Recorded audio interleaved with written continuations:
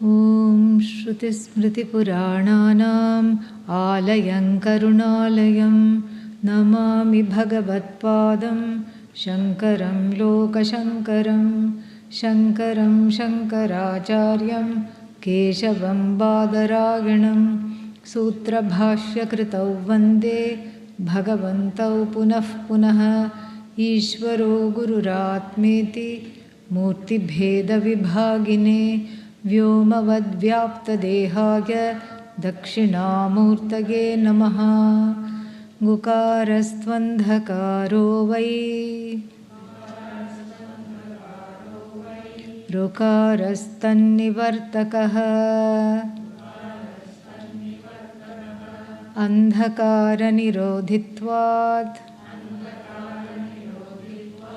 Gururityabhidhiyate Om Sahana Vavatu Sahanau Bhunaktu Sahaviryam Karavavahai Tejasvinavadhitamastu ma vidvishavahai Om Shanti Shanti Shanti. Going further in the text called JivanMukti Viveka, we saw yesterday, we completed that, even though we haven't gone line by line, word by word.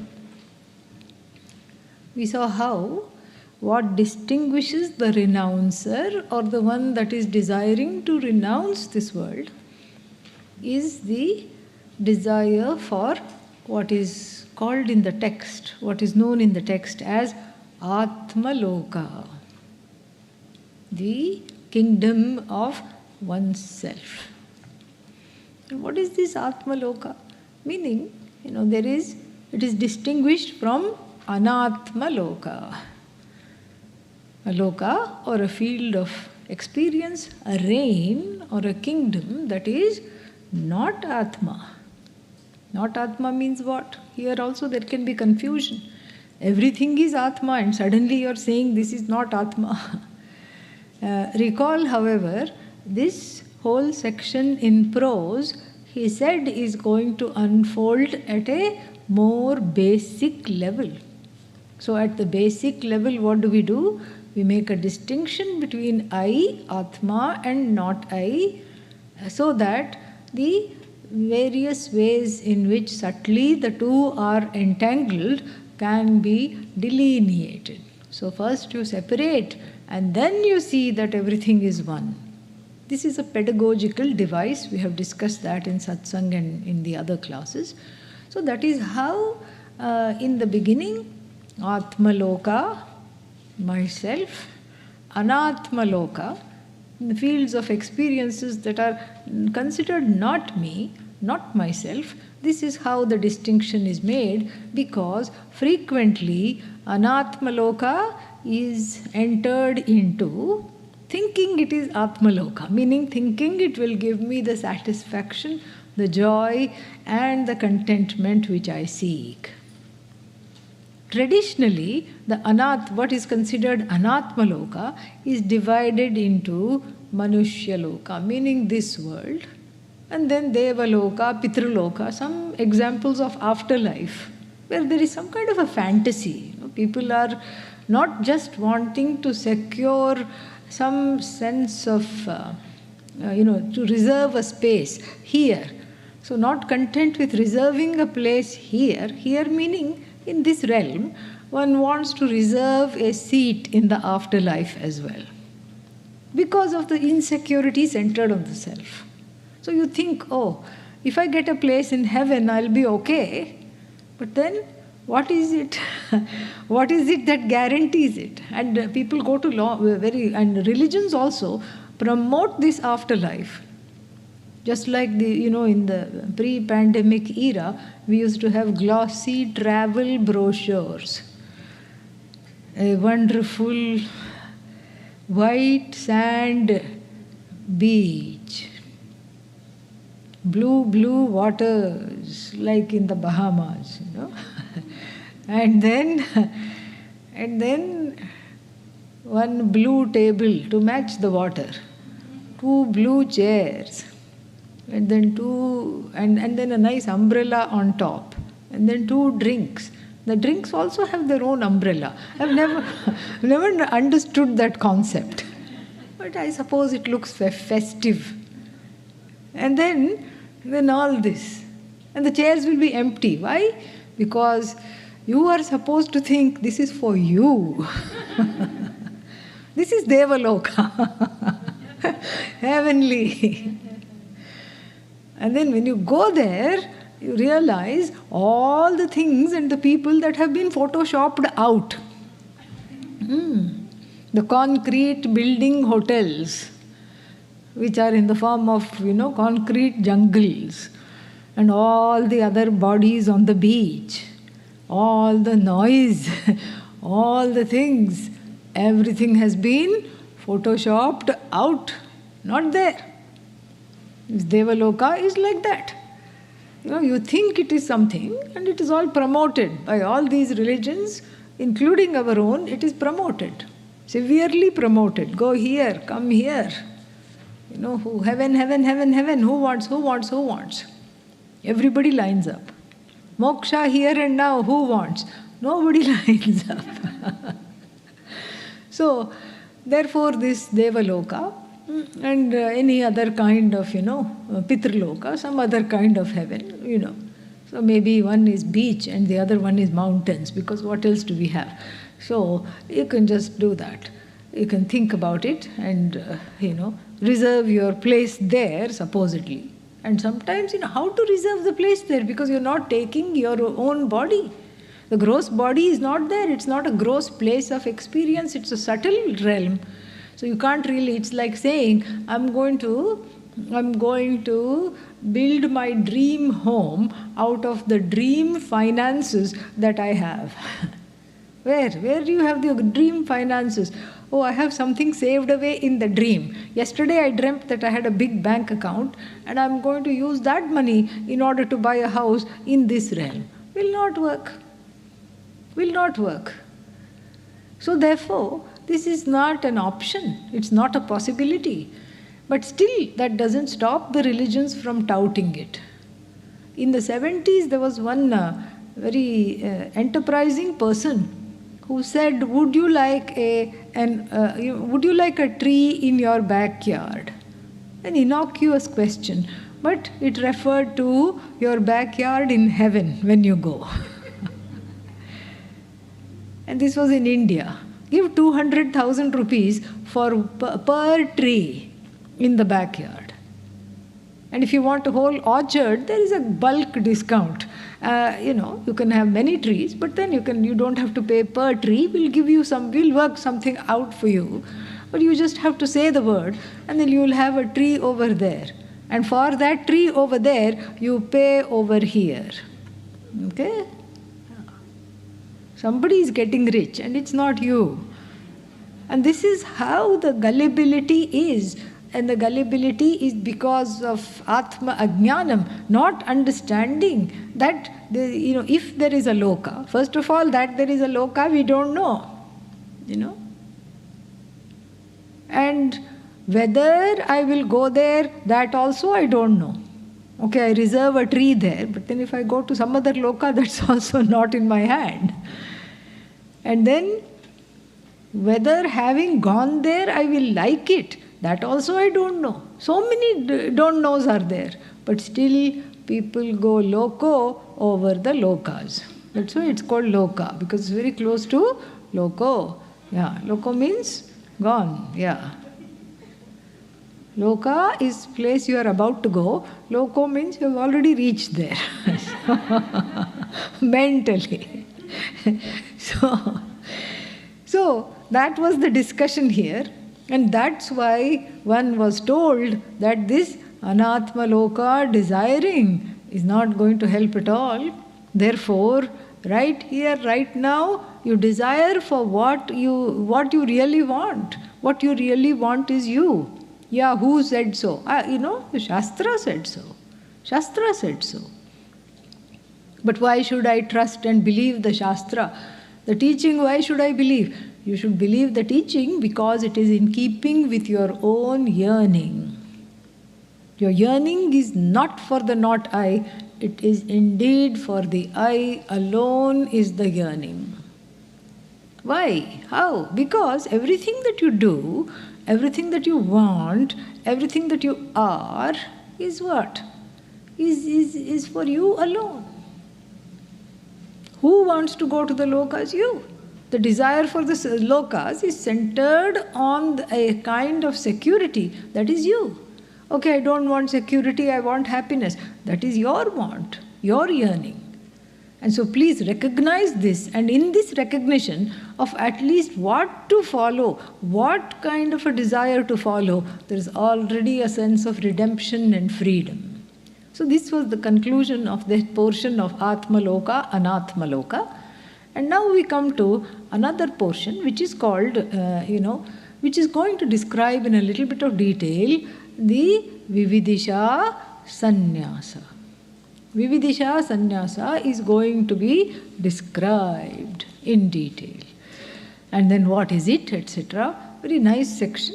And then we are going to focus on it, a little bit, because it has pertinence for our lives, regardless of whether one wants to formally renounce or one wants to live like a sannyasi, but without really going through the formal act of renunciation.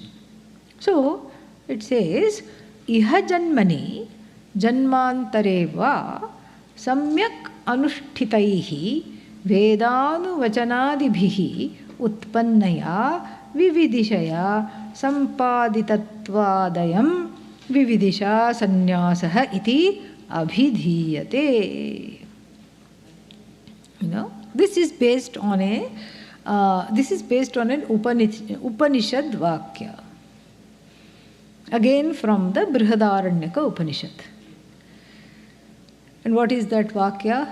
Tam etam vedanu vachanadibhihi brahmanaha vividishanti yajnena danena tapasa anashakena. Very famous statement from the Brihadaranyaka Upanishad. You can Google that quote later and find out the citation. I don't have it, I don't appear to have it on hand. Even in this commentary, it's not there. So, it might be there somewhere. So, this is the thing. So, this is based on that particular Brihadaranyaka Upanishad mantra. Let us look at the mantra first, and then we will look at what Swami Vidyaranya is, how he is unfolding it. So, tam etam. Etam means here, this first of all, what is this mantra doing? The mantra is talking about what is the process that leads people to have viveka, discernment about what I want, vairagya, dispassion and the courage to let go of what is not wanted, vairagya. What is it that makes people want that? A very nice systematic list is given. What is it that makes people want this?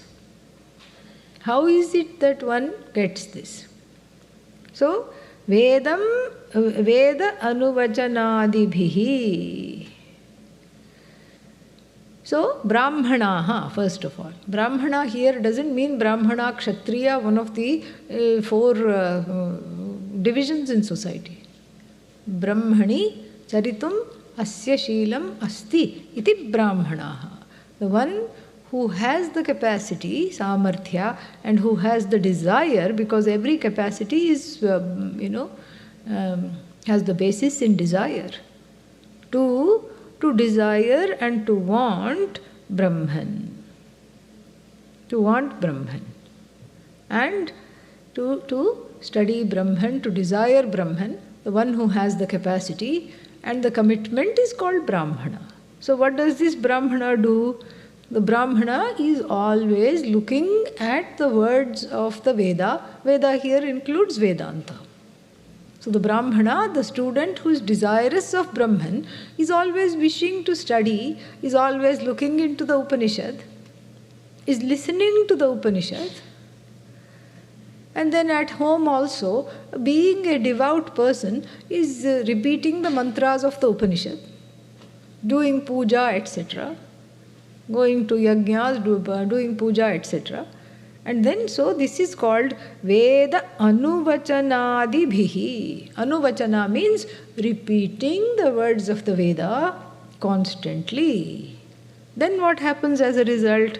Vividishanti. Vividishanti means Veditum icchanti. Desiderative construction. With, to know, and then when you repeat it with, Vividishanti means Veditum icchanti. They desire to know. Know what? The truth of themselves. Tam etam. Tam Vividishanti. They desire to know this truth. This truth of them being one with everything. That there is no other second. And this Brahman which I desire to know, fantastic, I already am. This is what they desire to know, which is fantastic. And if they desire to know this, how did they get there? First step, Veda Anuvachanadibhihi. By dwelling in the words of the Veda. It's not that one time I repeated the words of the Veda. No. I continue to dwell in the mantras of the Veda. I dwell in the lessons, in Shravanam, listening to the Veda, and then I get a certain kind of a desire is born to know more. In other words, there is a slight but a definite transition that is taking place in the life from a penchant for dwelling in the subject matter of the first portion of the Veda, which, as we have seen, is full of do's and don'ts. And why is it full of do's and don'ts? Because I have a whole list of wants and don't wants. The wants and don't wants, the do's and don'ts respond to the wants and don't wants. Very interesting. So the do's and don'ts are there because they are in keeping with the wants and they are in keeping with the don't wants. And so whatever I do is in relation to what I want. The Veda says, do this. Why? Because if you do this, then you will get this. I'm interested in getting that, therefore I will do this. Svarga kamaha, the people who are interested in going to heaven, etc., having other lives, somena yajeta. Please offer soma juice into the fire ritual. So please offer soma juice into the fire ritual. Do. It is an injunction. And the injunction is for what sake? Svarga kamaha. There is a taker there. And there is a phala there. There is a desire there. And so because these desires are there, I follow the Veda because the Veda is going to give me hitam. It's going to give me lots of goodies. One is like a child in the dwelling in the first portion of the Vedas. The mother says, if you sit quietly, you'll get a chocolate. Why? I'm on a Zoom call. Okay? So, if you don't disturb, you'll get a chocolate.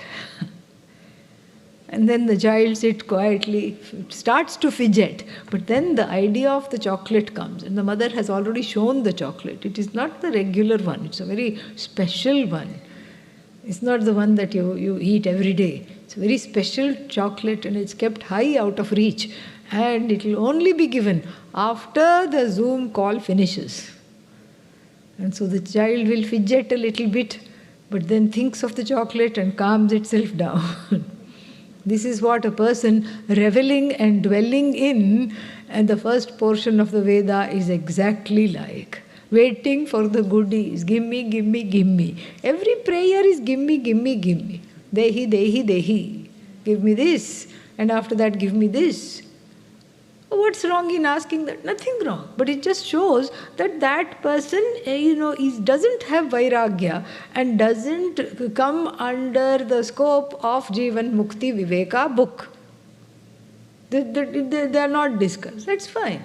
But here we are talking about how is that transition made?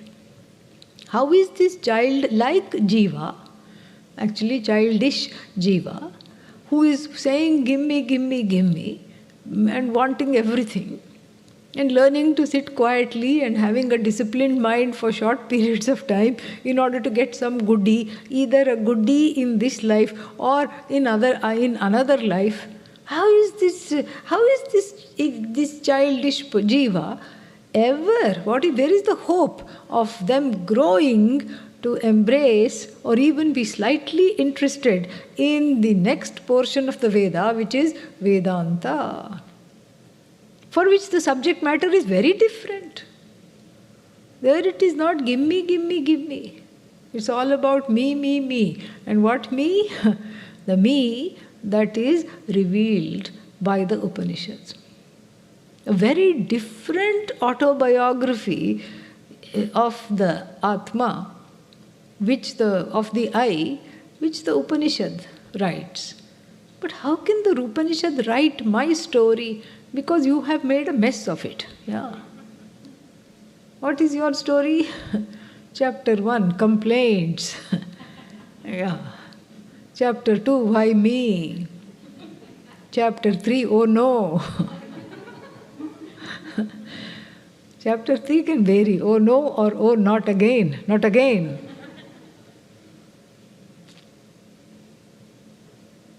Chapter 4, resentment. Yeah. All the list of all the things that have gone wrong. Chapter 5, try again. Chapter 6, better luck next time. Is there a conclusion? No. To be continued. Sequel. Jiva 1.0, Jiva 2.0, Jiva 3.0, Jiva 4.0. After that you lose count. Because anadi, there is endless janmas. Who is keeping count? Only Lord Krishna.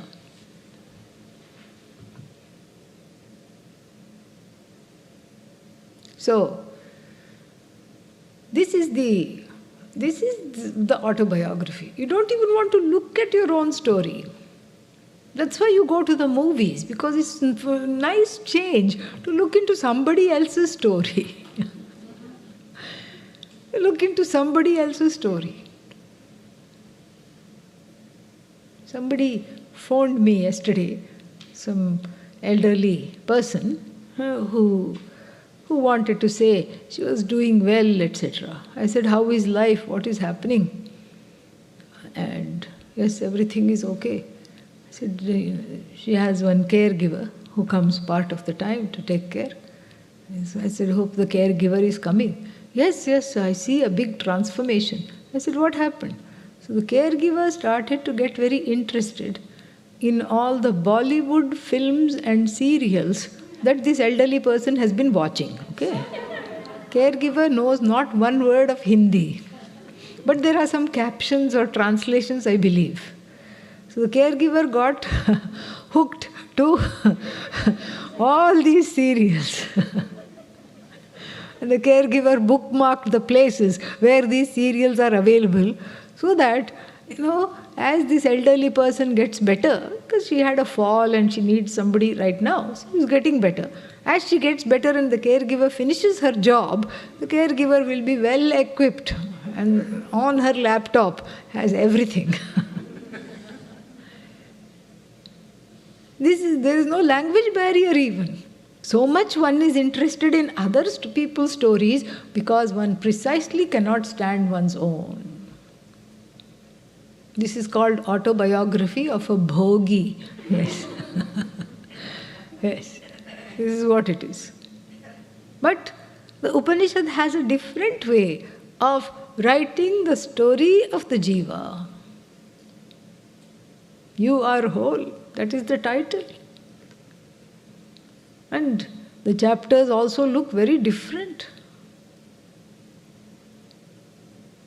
very fulfilled you is delineated, unfolded. An I that I want to be, one is repatriated with the person that one hankers to be. But like every other knowledge, certain preconditions are there, prerequisites. This knowledge does not appeal to everybody, even though it is so appealing. Why? Because, one who is into Bollywood serials, very difficult to get them out. Yeah. You can take them out of Bollywood, but you cannot take Bollywood out of them. This is what happens. And so this doesn't speak to everybody. But yet, there are a few who transition from the first portion of the Veda to the next portion of the Veda. How did they accomplish this is given in this beautiful mantra. First, through just repeating the words of the Veda, shlokas, and repeating their own personal mantra which they may have received. That itself does a kind of an inner transformation and purification. Even listening to the mantras, because the mantras have swaras, and the swaras are not accidental, they are there for a purpose. They are there for a very specific purpose, and that purpose is to purify the surroundings and purify the inner, instrument, mind, speech, etc. This is just very, very beautiful, very, very amazing. And so therefore, the transformation is just, is already underway when one finds oneself more and more interested in the mantras, in the pujas, in everything. So this is Veda Anuvachanadibhihi. Anuvachana means repeating. Adi padat, because there is Adi, not just repeating, but also understanding, also participating. Even if you go sit in a fire ritual, there is something wonderful that's happening. There is a transformation that's happening. You may not be doing it, but just sitting there, it does a certain kind of a cleansing that is there. Happens. A little space is made. And that space is what happens when one delves into the Veda, even though one may not understand what is all the Veda, etc., etc. This is the first portion of the Veda. Then what happens? Then vividishanti, they desire to know more. A curiosity is generated. What is this I? And because they listen to something. Brahmavit apnoti param. This is a vakya in the Taittiriya Upanishad, frequently used for abhisheka of deities in temples. Brahmavida apnoti param. Like this, the deity is being bathed. Shivalinga is being bathed. So many things are happening. And so people think, this is Brahmavit, the knower of Brahman. They can read the translation, even though they do not know Sanskrit. The knower of Brahman gets the ultimate. Oh, what is that? I want that. I'd like to have that. You are Brahman. Oh, but how? This is what is called vividishanti. They gain a certain, interest. Then along with the familiarity, that's the first, condition of how this happens, along with the familiarity of the Vedic mantras and delving or living in, listening to the Vedic mantras repeatedly, then they are also following very devoutly the first portion of the Veda. What is that? Three things stand out. Yajna. Yajna literally means worship, and specifically means fire ritual, but yajna means sacrifice. And in the first portion of the Veda, to live a disciplined life, many kinds of giving up and reaching out and helping is given. That is called yajna. To name a few, this is Deva Yajna, offering made to the deities. Here also we see morning, noon, 3 times in the evening. Om pranaya swaha, apanaya swaha. The offering is made. The larger the deity, the greater the offering. Someone came once to Pujya Swamiji and said, in the Tanjavur Brihadishwara temple, Brihadishwara means big Ishvara, and here they mean it literally. It's a huge, humongous monolith, Shivalinga, in South India. And then, they said, this was many years ago, perhaps 30, 40 years ago, the temple priests and all came and said, we don't feel like, we feel like as though the deity is not blessing us too well. We feel like it is kind of little bit lackluster in terms of blessings, and Bhagavan is not being very generous with the blessings. Funny as it sounds, Pujya Swamiji did not dismiss it. He immediately said, what are you offering? Yeah. Oh, a few apples and bananas. And Pujya Swamiji said, are you out of your mind? Look at the size of the deity. No wonder he is incapable of blessing, because you are starving him. He needs all his energy to just live. And what should we do? 20 kilos of rice in the morning, cooked rice. 20 kilos of cooked rice in the afternoon. 20 kilos of cooked rice in the evening.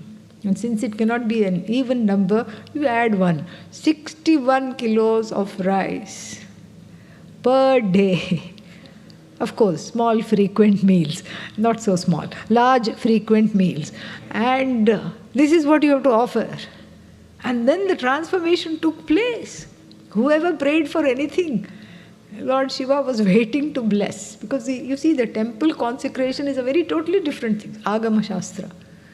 You breathe life into the deity, and once you breathe life into the deity, it needs to be taken care of. It needs to be fed, it needs to be offered water, all these things. It was very fascinating. So, this is Deva Yajna. Daily forging a connection, a relationship with Bhagavan in the form of this kind of a worship. Very interesting. Then we have Pitru Yajna. You offer some water, etc. for the mains, for the ancestors that are not there. You don't do it daily. You do it once a year. 15 days is dedicated for that. Then Deva Yajna, Pitru Yajna, Atithi Yajna. Atithi Yajna means also called Manushya Yajna. Atithi Yajna means what? The taking care of other human beings, guest. And we have this adage, Atithi Devo Bhava. May you be the one for whom the guest is an incarnation of Bhagavan. This is how we got colonized. From Alexander not so great, right up to not so great Britain. Yeah. This is how everybody we said, aa jao, kha jao, come, take, etc., etc.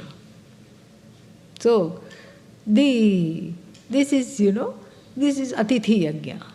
And in the ancient times, you had to feed one person, at least one person, before you ate. You had to give the food to one person at least. You have to go out of your house onto the street, look to the left, look to the right. Anybody here? And you have to first feed them and eat what was left over. This is Atithi Yajna.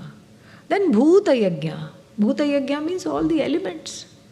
All the other, 8-footed, 6-footed, 4-footed creatures, birds, etc. Atithi Yajna. Bhuta Yajna. So then even putting the rangoli in the front of the house. Now rangoli is made of this quarry stone powder. Not nice. Before it was just rice flour. And that was so that the ants, the cockroaches could eat. Organic pest control. Yeah. By treating the pest as a guest in front of the house. Here, please eat. So they knew where to go for food, and if they were fed outside the house, the ants and all would not come inside. That was the idea. So, like this, taking care of trees, watering the trees, growing trees, all this, it was a very ecologically sound life. And these are some of the ways one lived in close connection to the earth, to other fellow beings, to other creatures. Less fortunate because maybe it's a street dog who needs care. This is how one led one's life. And this kind of a leading of a disciplined life with this kind of a responsibility towards fellow beings and other creatures of Bhagavan gives emotional maturity and a kind of a responsibility. Naturally, it flowers into a certain emotional maturity which helps you ask questions, deep questions such as, who is the source of this universe? Who made all these trees? Who made all these creatures? Who is this Bhagavan? I want to get to know Bhagavan a little more. I want to understand this Bhagavan. And this is a different kind of a question than the question that was there earlier in the head, how to get more things out of Bhagavan. You see the difference? First is how to get more things out of Bhagavan, and now what is there? I don't want Bhagavan for the sake of fulfilling my desire. I desire Bhagavan itself. I want to know Bhagavan for the sake of Bhagavan. For the sake of my own self, I want Bhagavan. I don't want what Bhagavan can give. Just like when Duryodhana and Arjuna approached Lord Krishna before the Mahabharata war, Kurukshetra battle, they both wanted something. Duryodhana asked, I want the invincible Yadava army. Meaning, nobody can kill this Yadava army. Only one Yadava can destroy another Yadava. And so it is even in UP politics in India, even today. Yeah. So the invincible army Duryodhana wanted out of Lord Krishna. Whereas what did Arjuna want? He said, I simply want you to be with me. Choose carefully, Arjuna, Lord Krishna says. Do you want a non-fighting me or a fighting army? Any day I will take a non-fighting you. You see the maturity between the two. So that is exactly what it is here. So this yajna gives that inner maturity to desire Bhagavan rather than what Bhagavan is giving. Another thing that gives this emotional maturity to ask such questions is dana. If you look at the quotation, yajnena, by yajna, danena. Dana means giving. Because there are two kinds of giving. First is you give, in the beginning one gives in order to be validated and noticed. This is called the karna kind of giving. Who is karna? Nobody knows. Huh? Yes. Not just Kunti's son. Kunti's abandoned, unrecognized son. Other issues. Feeling unloved. Feeling like he did not belong to the princely clan.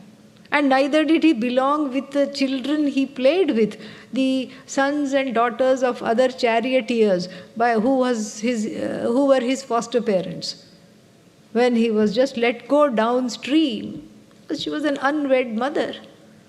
She had a boon. She can just look at any deity, any devata, and then wonder what the child would look like, and she would have a child. She opened the balcony of her room one morning and saw the rising sun. Oh, the child of Surya Bhagavan would look so wonderful. And immediately there was a crying infant. She didn't want to get scolded. And what would happen? She was a young girl. So she swaddled it and put it in a makeshift raft and set it downstream, where the child went and was found by these childless couple who were charioteers. So this kind of a child had abandonment issues right from the start. And Karna grew up into the quintessential giver. It was a psychological way of compensating for not being given by over-giving. Kind of a validation, because that was his claim to fame. I am the giver. So everybody starts off like that. Karna is, of course, at the extreme end of the continuum, but everybody starts off like that. I want to be a giver because I want to be recognized.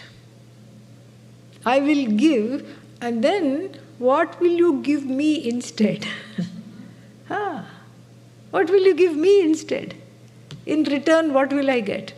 Even to give to a charitable organization is not enough. That's why the charities have to come up with some gifts for the givers. Do you want a t-shirt? Do you want a lamp? Or do you want to, attend a retreat or something like that? Without a freebie, no one gives. In the beginning, it's like that. Then after that, the giving becomes much more organic, because again an inner transformation takes place. That is, of course, provided the 3 M's are in place. Remember the 3 M's? Yes? People are looking doubtful. Hello? Manushyatvam, human birth. Mumukshutvam, the strong desire for freedom. And approaching the teacher for knowledge. All these help and accelerate this growth.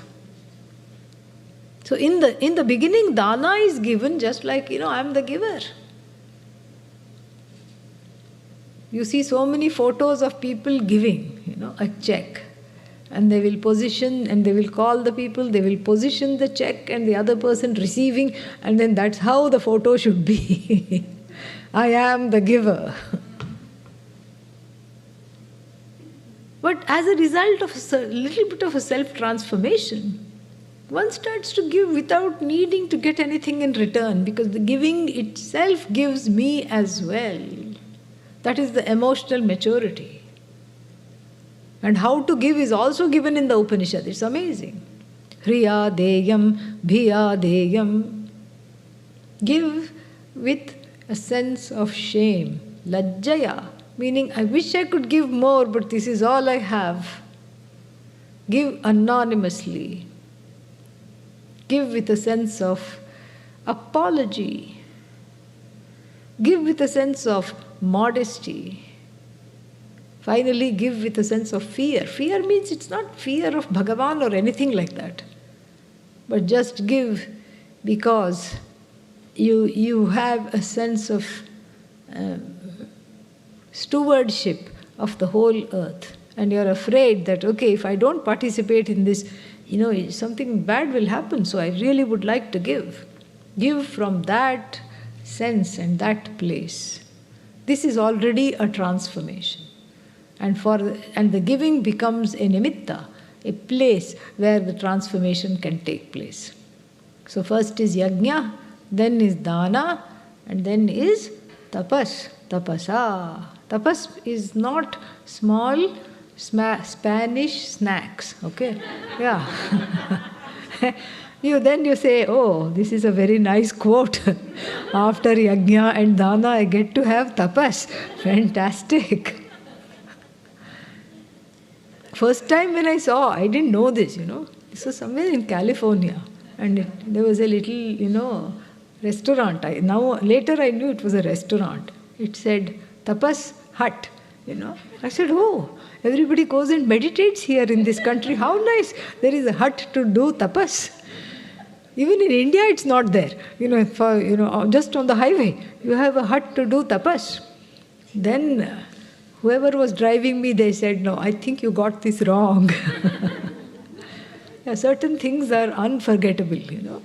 So this when I first came from India, this was one experience, tapas hut. And then the other one was not so nice, because then there was a sign. It said, "Dressed bunnies." It was, and then I said, "Oh, can we go there and see how they are dressing the bunnies?" And they said, very sad head shake, "No." Dressed bunny means dressed rabbits, it was said. Yeah, dressed rabbits. I said, "Can we go see dressed rabbits? I would love to see dressed rabbits." I thought, that is, what is that, this Beatrice Potter, little nursery books. Like that I thought. Dressed rabbits turned out to be peeled rabbits, unfortunately.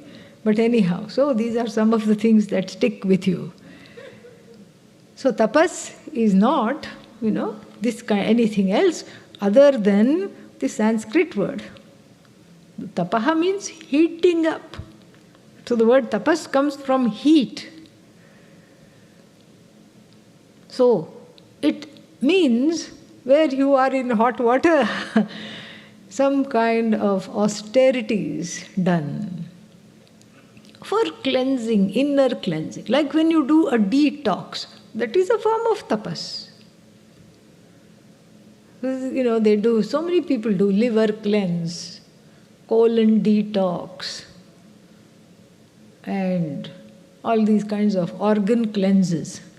That is a kind of a tapas, because it's not easy to not eat and to only eat certain things at certain times.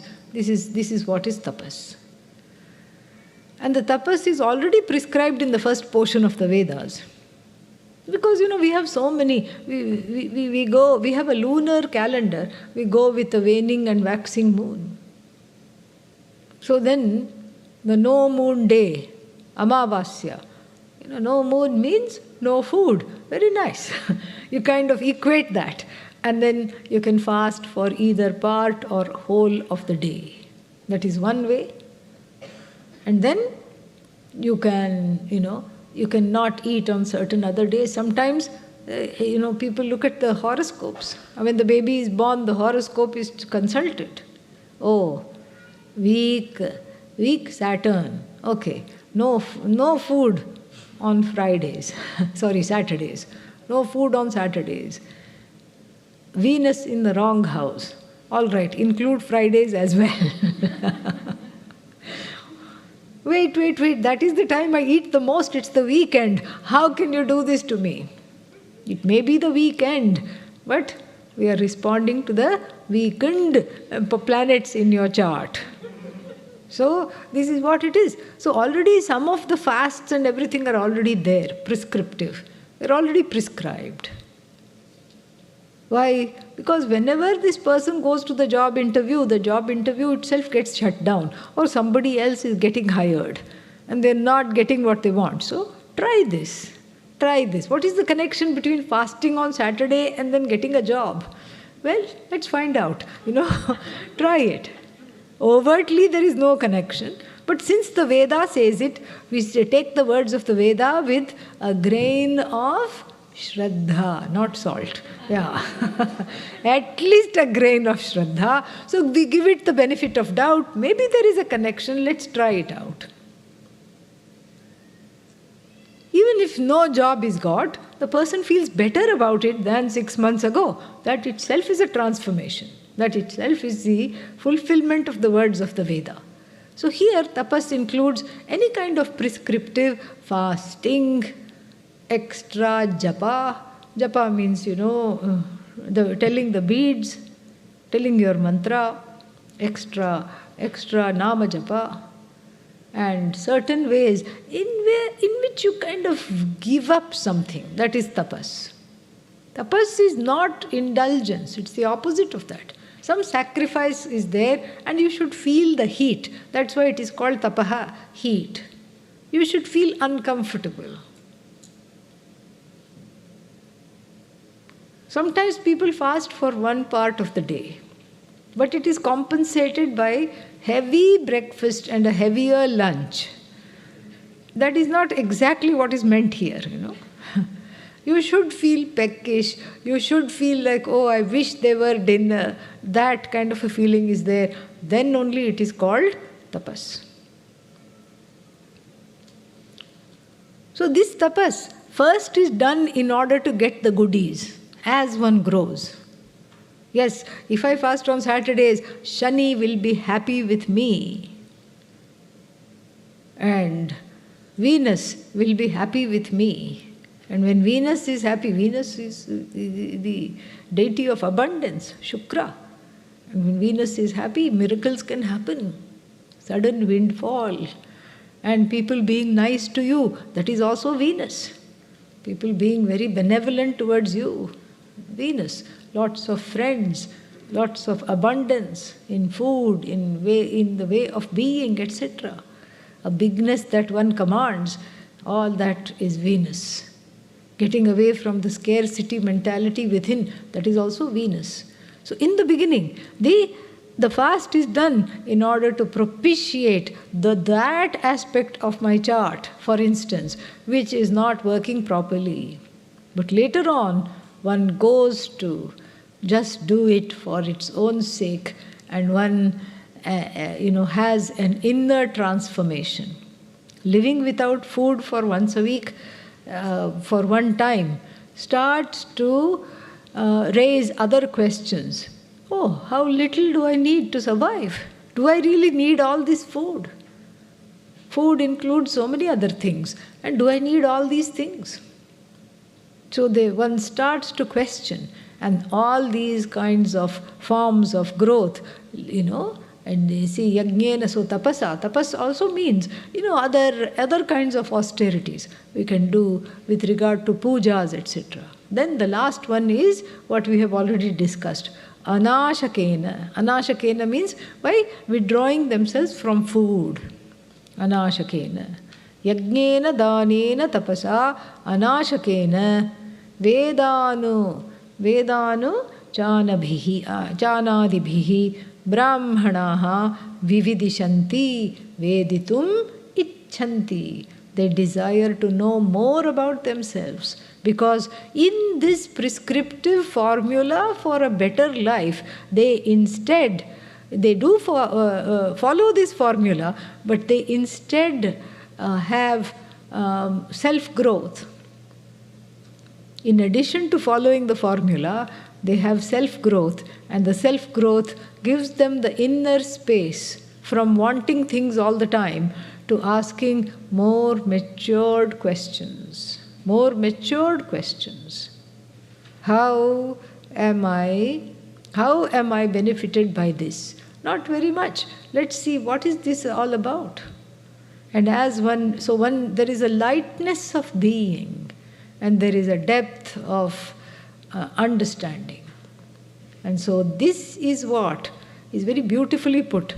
What is the transition from being a regular person in the world who is wanting to harness the elements and harness the weather and harness various deities in order to gain things from the elements and from the universe. One progresses from that kind of a situation to this situation where one is a seeker of oneself. This kind of a turn has been accomplished through these austerities, through these prescriptive practices, which have led to self-growth. Very, very nice. Then that is when the people start to think about renouncing.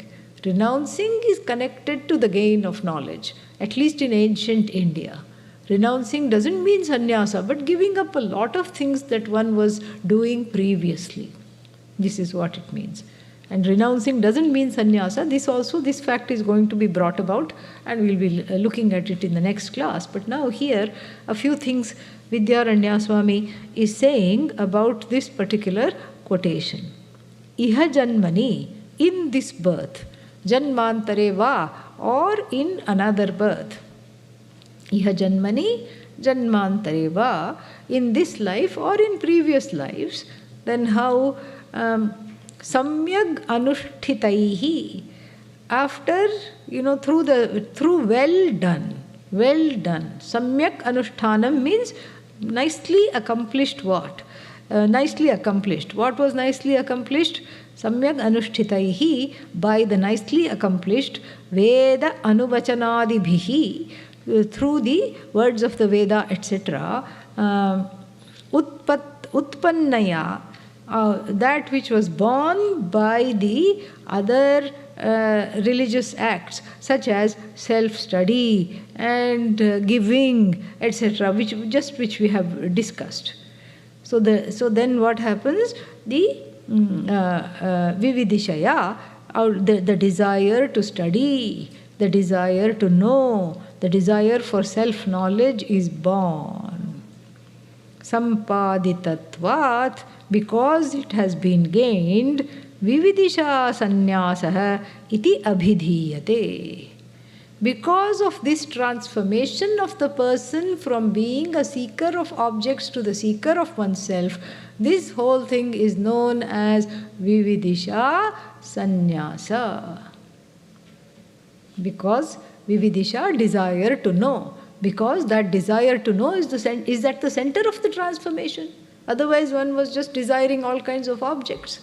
From the desire for the objects, one has grown to the desire for the subject, namely oneself.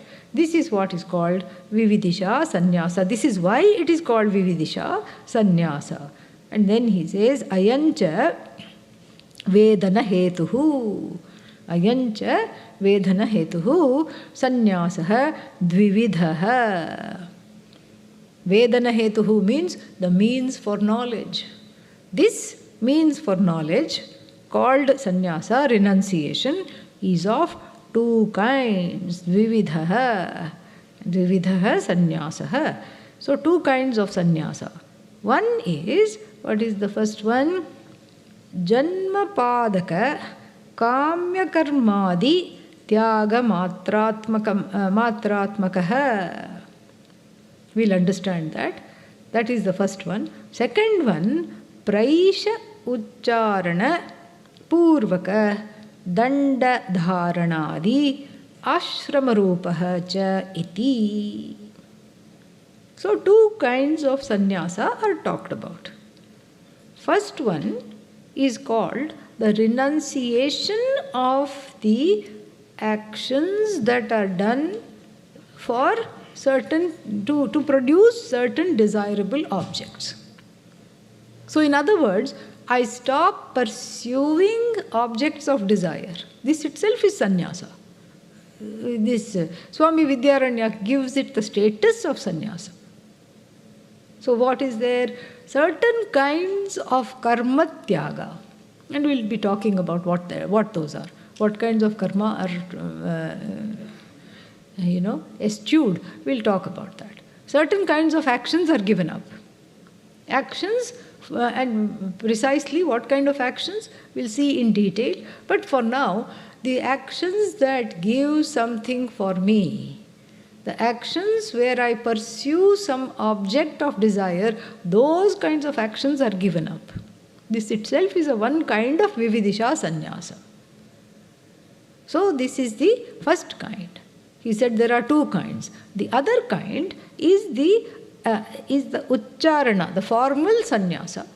The rite of sannyasa is taken up, where the mantras, the sannyasa mantras called praisha mantra, one of them, the main one, is uttered, and then one takes to ochre robes and carrying the danda, if one belongs to that danda type lineage, the stick, and then leading a life of alms, etc., etc. So either one gives up the penchant for producing results of desire, desirable results of action, by giving up those kinds of actions altogether. This is a wonderful way, this is a wonderful option of sannyasa and growth, and very much needed for the person to progress in Vedanta Shastra. This is why we are studying this portion in detail. And the other one is formally stating in front of witnesses and saying that I am no longer going to lead this life, and taking to the ochre robes, etc. More we'll see next time. Om Purnamadah Purnamidam Purnat Purnamudachyate Purnasya Purnamadaya Purnamevavashishyate. Om Shanti Shanti Shanti. Harihi Om Shri Gurubhyo Namaha. Harihi Om.